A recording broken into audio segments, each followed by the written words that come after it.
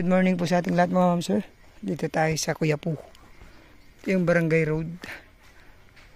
From cemented road to mga ano lang. Mga 500 meters siguro. Tapos from provincial road 500 meters din. So more or less 1 kilometer from provincial road. May power line. Internet. Ano natin mamaya doon. So power line. May sukat po ito na 4,000 mahigit. Ito yung right of way. Ayan, diretso yan. So, ayon sa ating contact dito, bigay po ito ng mga government na mga daan. Kasi itong sinubdivide lahat to. Award po ng government. So, ang title nito, CLOA. Pero matured. Saka pangalan po ng seller natin. Yan po ang kagandahan nito. Pwede na siyang i-transfer sa pangalan po ninyo. Ito 4,000 mahigit. Check ni yung kasama natin kung ilan yung higit nung 4,000. May siyam na mangga. Ito maluwang po yung daan. Ganito po dito sa part ng Uminga ay ng Quiapo, binigay ng government. Sila na rin ang nagbigay ng mga daan. Kahit bandaron, ganito pa rin sa mga right of way. Kasi noon, hacienda.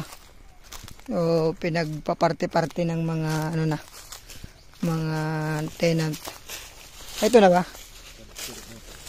Ayan. Ito na yung property.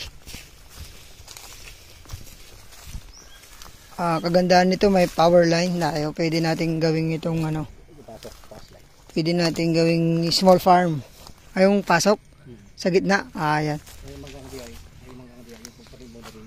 Ayun yung malit na kawayan na yan. Ayan. Yung makikita nyo yan sa gitna. Tapos yung mangga na yan pa ganun. Tapos ito naman. Kuha pa itong mangga. Mangga. Itong mangga kuha. Kuha daw po itong mangga pa ganun. So rice land yung likod niya. Ito sa harap. Tinamdan din ng parang pwedeng gawing fish pan fish pan. So pwede pong itong gawing maliit na farm. Patayo ng kubo kasi may daan naman, may kuryente pa. Tapos rice line sa likod. Lagaan ng mga manok, baka, kambing. So 9 na mangga. Ito po rice line.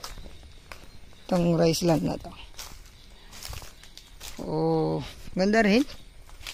Malapit pa sa provincial road to. Ayan po. Paganong. Doon po yung boundary sa may mangga. So 9 na piraso ito yung pagitan nila. Kasi ito daan Daan. Ito ito. Ayan. Daan hanggang doon. So, kasi yung mga pinagparte-parte na nila. Ayan po.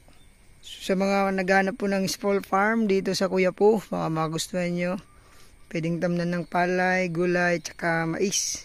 Pwede ding i-improve, tamnan pa ng maraming fruit bearing trees. Pwedeng magpatay ng bahay sa harap, may power line. Ayan.